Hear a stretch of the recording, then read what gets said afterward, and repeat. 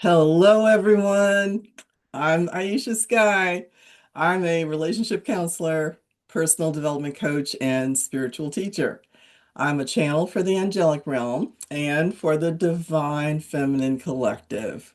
More information is at my websites, elevatingwomen.org and gatescounseling.com. Now, today's episode is a wonderful interview with my guest, Dr. Lynise Green.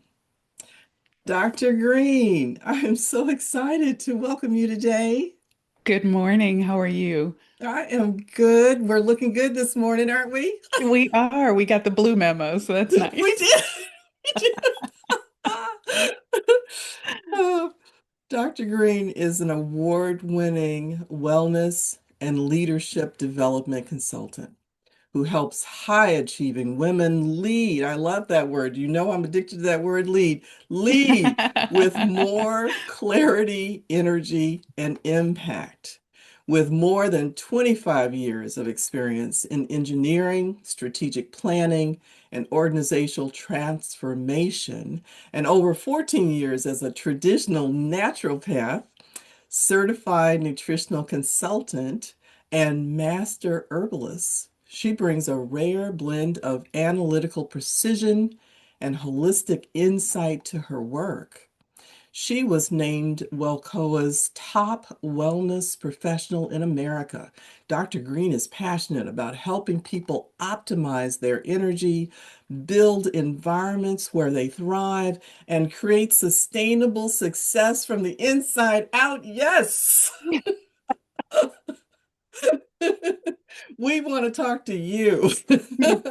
I'm here. I'm ready. And my audience, I can promise you that there'll be plenty of information at the end about how to contact Dr. Green.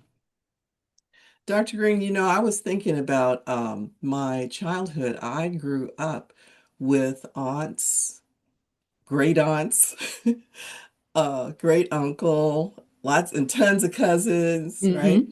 Yeah.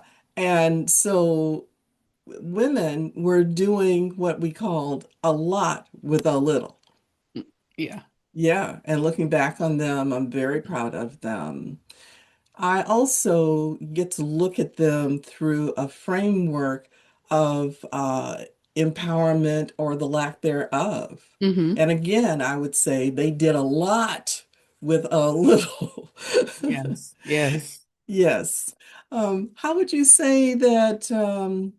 Would you say that there are any life choices that you've made that are different from your female relatives who came before you? Yeah, definitely so. I think like you, I grew up with, mom, grandmom, aunts, lots of cousins, right? Hmm. Um, and I definitely think I have and that I am making different choices. So, I can't say I don't know. I like to always think, we always have choice, right? But, our ability, our willingness sometimes to exercise those choices are different for different circumstances. So, those generations did what they had to do to get me here. So I appreciate that. Hmm. But yeah, I definitely have, I think, um, challenged some of those norms, those family and cultural norms that I saw growing up, in the interest of my own growth and sometimes the interest of my own peace. Um, Hmm. I feel like, again, being the observer, because you never know what's going on. Again, why people are making the choices that they made. But for me, being the observer, I feel like one of the areas that I have definitely chosen to do something different is to really be mindful, and I'm getting better at this, of creating boundaries for myself. Um, I've been kind of, the go-to person in my family, the reliable one. I'm not sure Hmm. how I got that label, but Hmm. here it is, Hmm. right? Yes. And sometimes I have found like I don't want to be the reliable one, or I don't want to be the go-to person. And so Yes. that is one of those places where I can see that I have maybe challenged the norm. Because I see the pushback when I honor that Oh, boundary. And so hmm I can hmm tell it's not something that, my mom or those who've come before me are accustomed to seeing. They're accustomed, to letting people have that access kind of.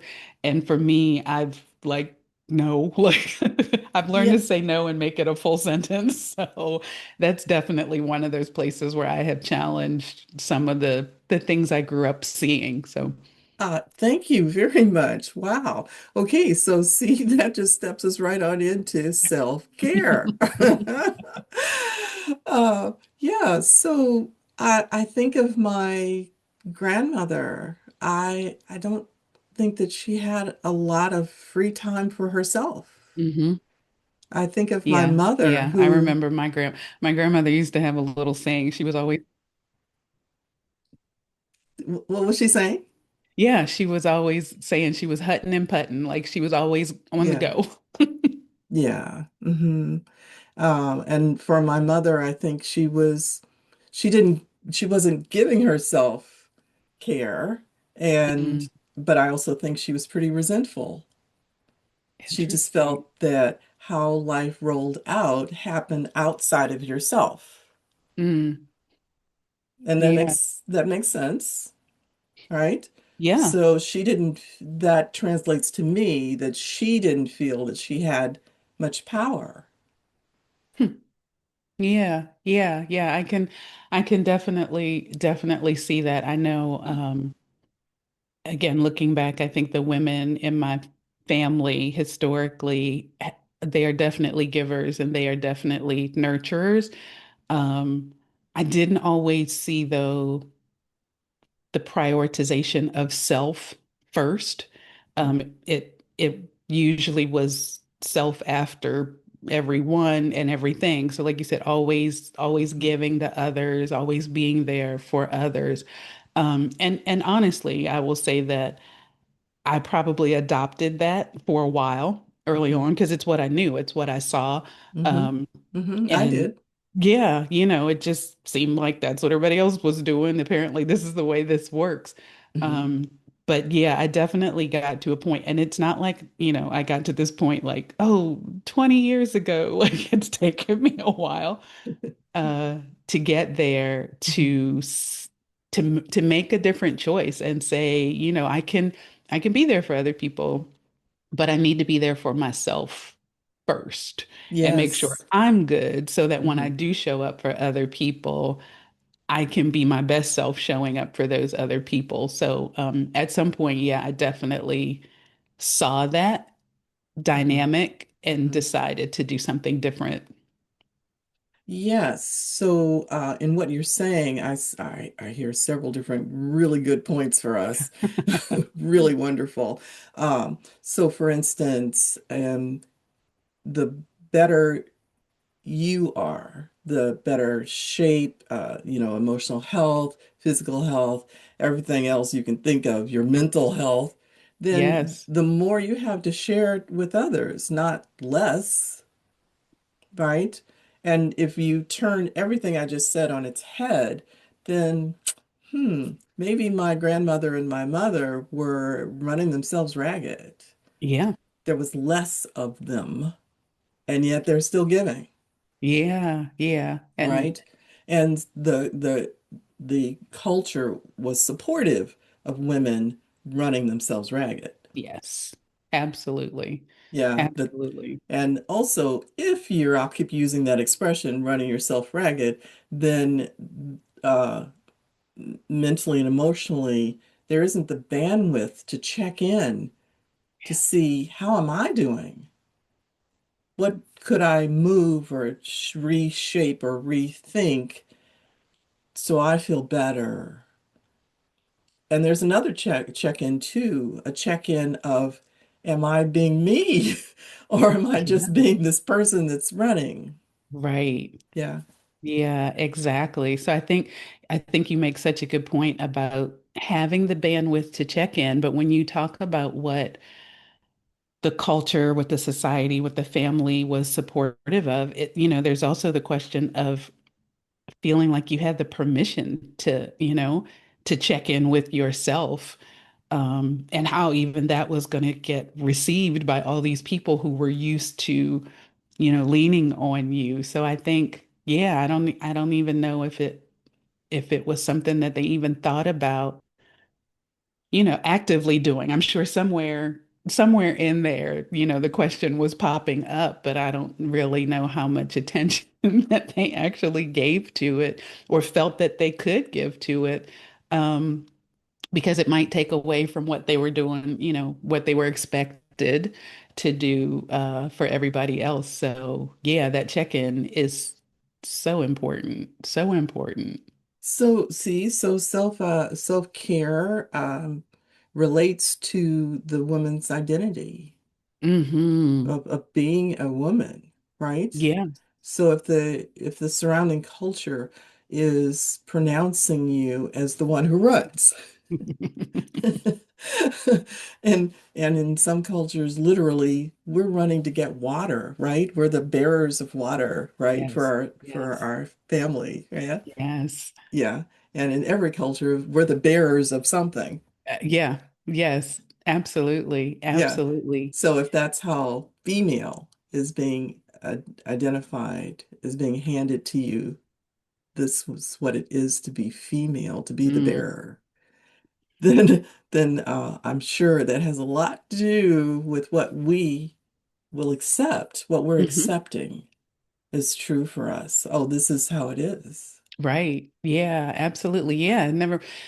I guess never thought about it in that context, but yeah, when you think about, even now, all of the labels that get pinned on women, to do all the things, as the kids say, and then taking that moment to just say, if I get rid of all the labels, even the labels that I like, right? So if I get rid of mom, grandmom, sister, friend, think of the thousands of, organizer, chauffeur, baker of school cookies, all of the things that we do. Yes. Uh-huh. If I get rid of all of that, then who am I? Mm-hmm. Then who am I when nobody's calling my name, when I don't feel like, oh yeah, I got to do this for the next person. It's just me in the world. Who am I and how do I choose to show up? Mm-hmm. Right?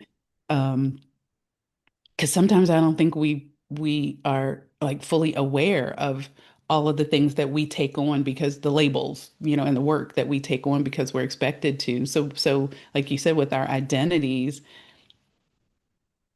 I don't know that we think a lot about our self identities outside of all of the constructs that are around informing us of who we are and who we're supposed to be.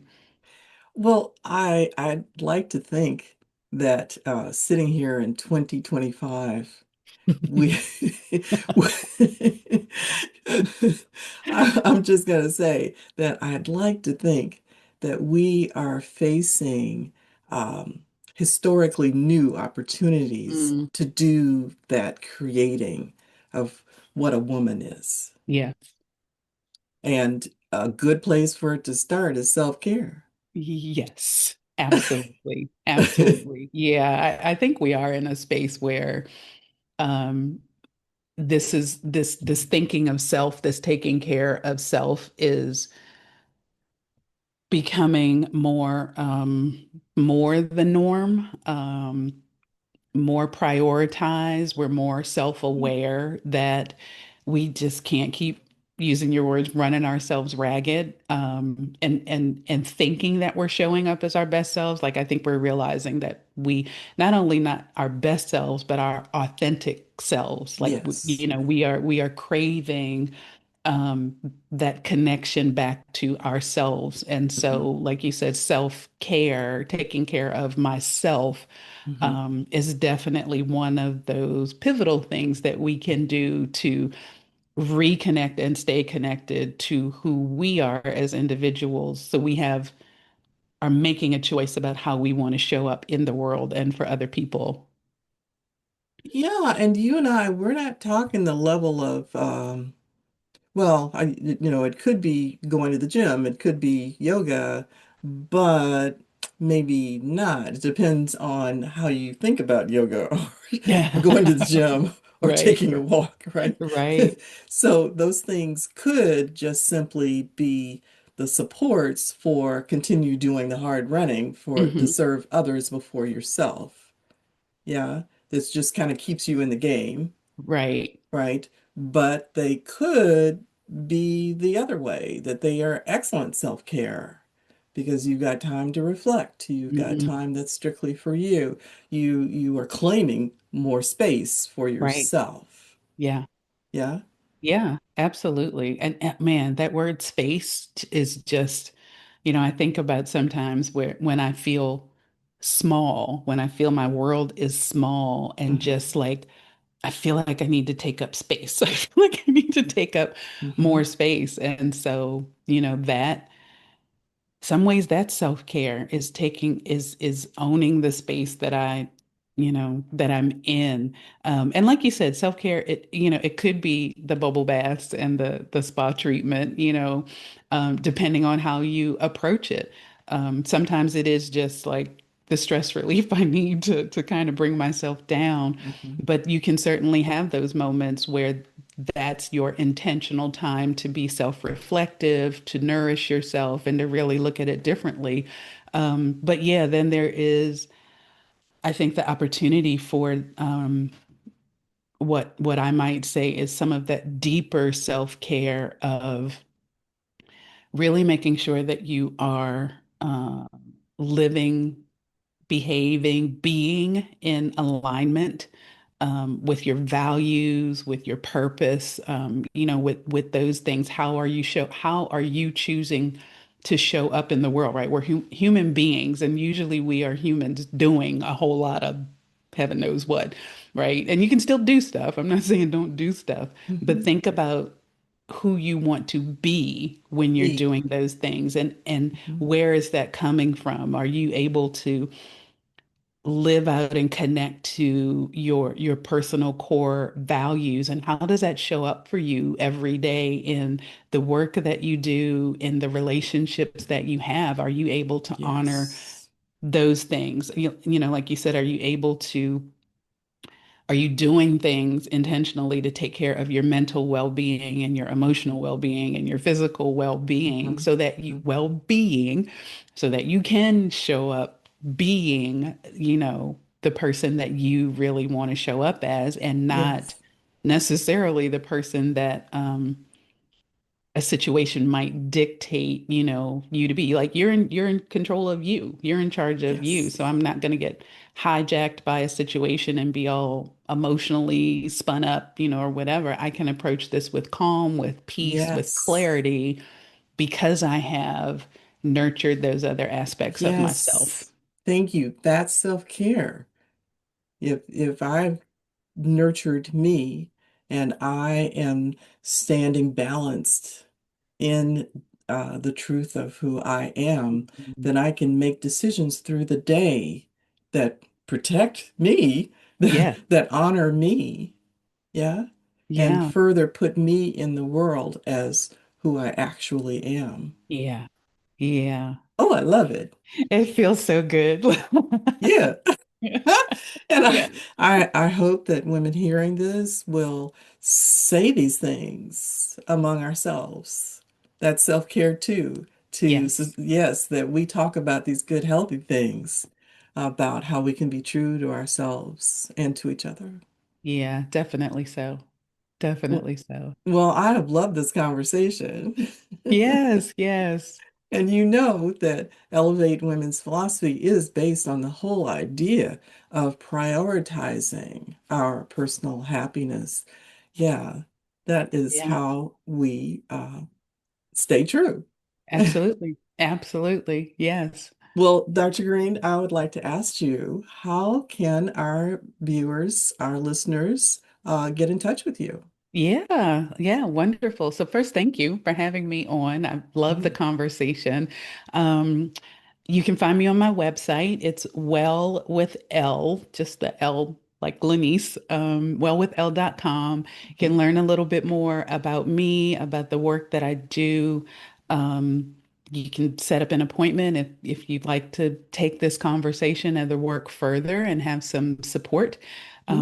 You can do all of that from the website. And I think I shared some information. If not, I'm going to share some information with you to Mhm. share with your viewers and listeners so that if they are interested in connecting with me, I'm going to offer them a few little perks so to make it a little bit easier to get in.